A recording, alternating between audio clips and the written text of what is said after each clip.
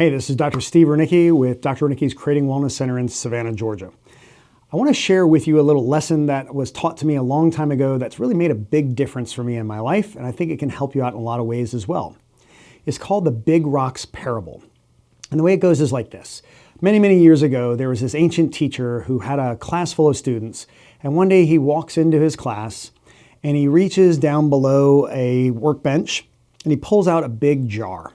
And he sets the jar up on top of the workbench, reaches down underneath again, grabs a bucket full of these big, like softball-sized rocks. And he starts pouring these big rocks into this jar. And when he empties the bucket, the jar is full of these big rocks up to the very top.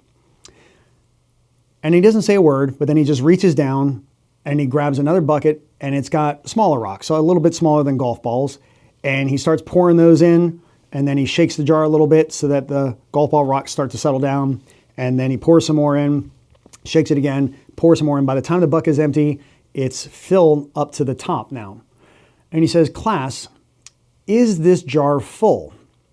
And the class kind of like looks around at each other, not used to getting such simple questions from their teacher. And so finally one of them speaks up and says, yes, the jar is full. So then without saying anything, he reaches down below the workbench again, grabs another bucket, and this one is full of pea gravel size rocks. And he starts pouring those in, shakes the jar a little bit, pours some more in, shakes the jar a little bit, pours some more in, and then now it's full up to the very top. And he says, "Class, is this jar full?" And they all kind of look at each other again, and finally one of them says, "Well, yes, now it's full."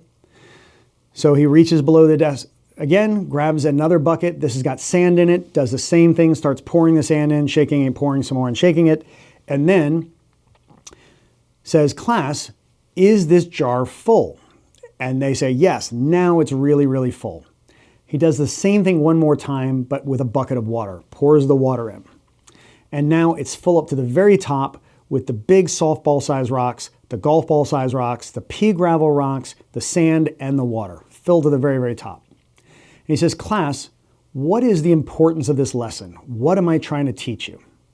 So the class gets together for a few moments. They start talking things out. They come up with a lot of different answers. And one of them finally comes back and says, "Okay, we've decided the purpose of this lesson was no matter how full your life seems to be, there's always room for more." And he said, "Actually, that's the exact opposite of the lesson. What if I had filled the jar up with water first? Would I have been able to fit anything else in there?" See, in order to get the maximum into your life like I wanted to here with this, I had to put in the big rocks first. If I put in the smaller things first, or just put them in all kinds of random order, I'd have never gotten the same amount of stuff in there. So my question for you is this: what are your big rocks? I had to make that decision for myself a long time ago. I suffered really bad health when I was a kid, terribly allergic to everything, constantly sick and infected.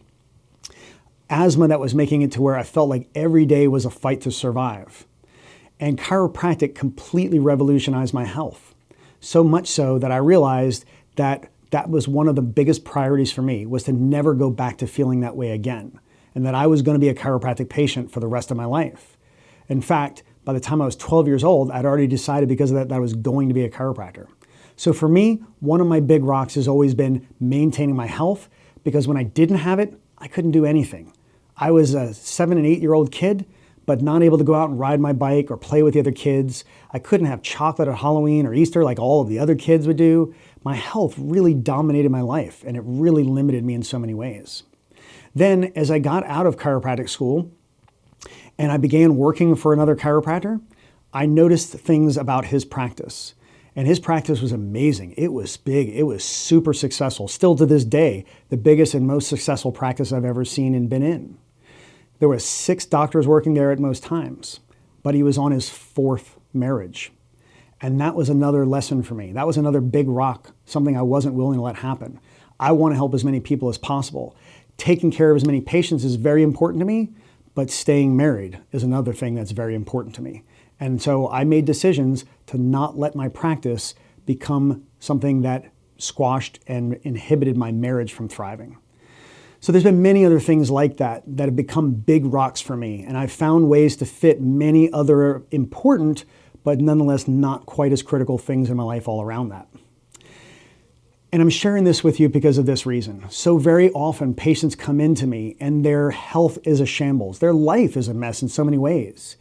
And it's because the thing that is their big, big rock isn't anywhere in their bucket. But instead, their bucket is being filled up by things like what their boss wants them to do and the amount of hour time they keep getting forced to work. And all these other things that to them are not that important, but they can't fit any of their big rocks in. The things that are valuable, time with their family, time to work on their health and their well-being, those won't fit into their bucket because their bucket is already full of somebody else's sand and pea gravel and water and those kinds of things. So the way you get control of your life is you decide, what are my big rocks? What are the things that belong in there first and foremost? And then you make sure those things get in your life, and then you start fitting other things in around that. But it just doesn't work the other way around. So if your health is not where you ought to be, maybe you ought to take the lesson and realize that it's probably because you haven't found a way to fit health into your bucket because it's full of all these other smaller rocks. And that the only way that you're going to get your health back is to make it one of your big rocks. And you might have to shake everything out of your jar, start filling your big rocks back in, and then start from scratch about fitting all those other things into your life around your big rocks. That doesn't mean literally you have to quit your job, get divorced, and become a hermit and then try to rebuild, but maybe just simply say, these are the things that are the highest priorities, and I've got to put those things first. So I hope that lesson serves you well and that you get something valuable and important out of it. I appreciate your time and your attention. If there's anything that we can do to help you to get your health back, to restore your well-being, please let us know. Again, Dr. Ranicki with Dr. Ranicki's Creating Wellness Center in Savannah, Georgia.